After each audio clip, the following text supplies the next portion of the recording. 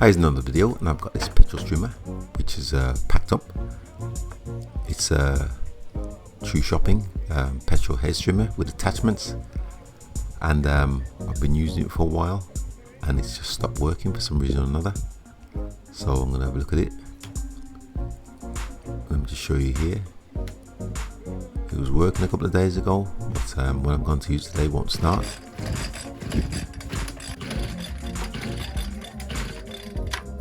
As you can see there. So what I'm going to do first and foremost is let me just pop this air filter off, and then what I'm going to do is just squirt a bit of fuel, remove the filter there, inside the carburetor, inside the engine. I've got a bit of fuel inside this petrol inside this syringe. I'm just squirt that inside the engine, switch it off, just crank it a couple of times, and then switch it on, and see if it starts. And it sounds like this wants to go there. Okay, I've got it running. Nearly. There we go. But as you can see here, it just dies. So there's obviously not a problem on the sparks. And now I'm looking at these fuel cables, they look a bit dodgy. Fuel pipes. Okay, so what I'm going to do is let me just remove this fuel tank, because it could be a blockage inside the filter inside the tank. So let me just undo these fuel tank retaining bolts. Probably best to drain the fuel tank before doing this. I've still got a bit of fuel inside there. Okay, so the fuel tank lifts off like so, and straight away I can see one of the pipes have come off. I think that's the return pipe, where the fuel returns back into the tank. It's come away. So let me just this area a bit wipe, and I'm going to pop the rest of it out. Like I said, it's best to remove the fuel prior to doing this. Just empty the petrol that you've got in there. See if I can get this grommet out. And it's fell inside. Anyway, so what I'm going to do is remove the fuel cap and just tip it inside this tray and put the lid on it. Tip the remaining fuel out. Sometimes you'll have bits of pipe that have come off, fall out, but you can just see the grommet inside there. So let me just put this fuel to one side and put a lid on it so it doesn't vaporize away. Okay, so what I've got to do now is get that grommet out. You can just see it inside the tank there. Let me just fish it out, and it should have the fuel pipe with the fuel filter inside. There you can see there.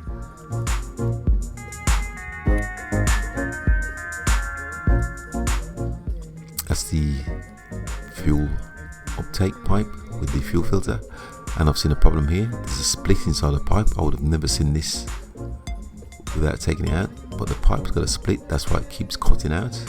It's not picking up the fuel correctly. It's not going through the filter. Let me see if I can pop that out to the grommet.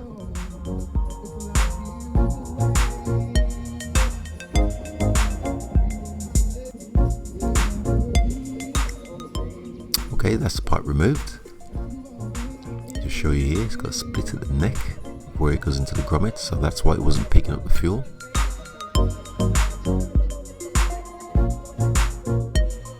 I've got a selection of pipes, so what I'm going to do is this is the filter. I've removed it from the old pipe, and it's just a matter of fitting it to this new pipe here. Just push it on here like so. Speed this section up for you. Push the connection on like so, and it came with a retaining clip. I'll put that on, but you don't need it with this pipe. I'll put the retaining clip back on like so, and then that's the grommet. Just put a bit of oil around here just so the pipes slide back in easy, and then it's just a case of sliding the pipes back in to the grommet. And then I've just got to calculate the right size, because from the grommet below. It sits inside the fuel tank, and then they add these protectors for the pipes. I'll just slide them on also. So that's the fuel uptake pipe. Now I've got to fit the fuel return pipe. It's just a straight piece of pipe. Returns the fuel back into the tank from the carburetor when you're priming it or pumping it. So I'll just do that.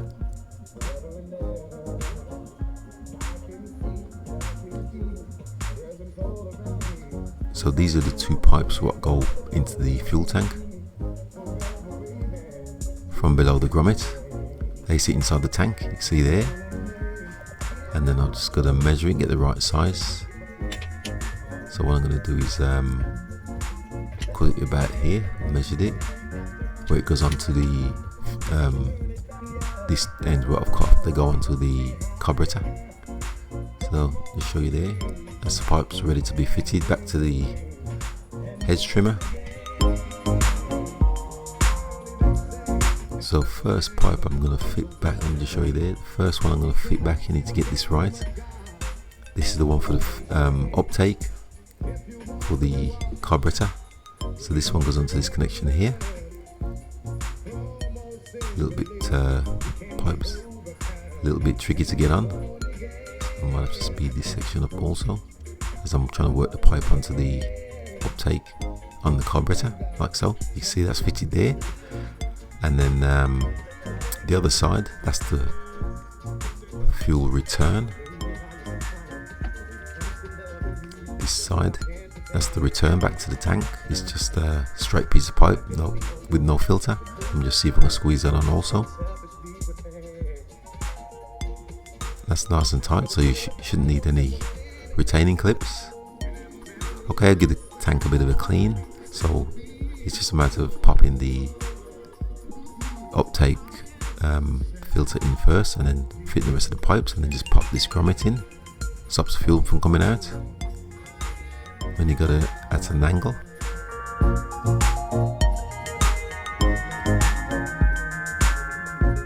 And then it's just a matter of fitting that back on with the retaining bolts.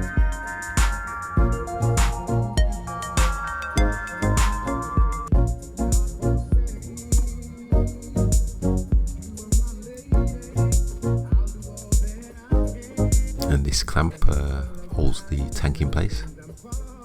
Tighten it all up.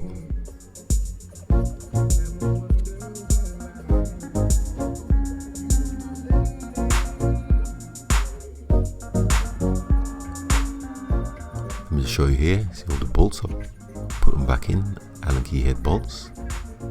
Fitted them all. And I'll just pop the air filter back in, and the air filter cover. Just screwed it back in.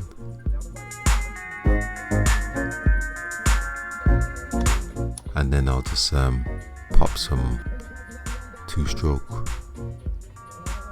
some unleaded fuel. See if I can pour more of this back in.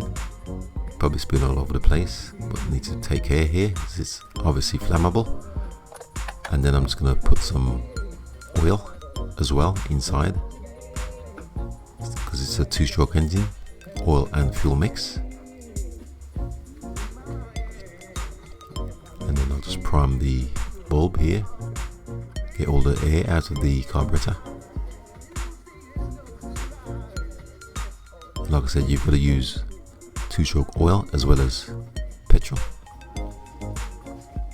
See me just priming it there, get rid of all the air. Pretty happy with that. Okay, then just give it a, see if I can get it started.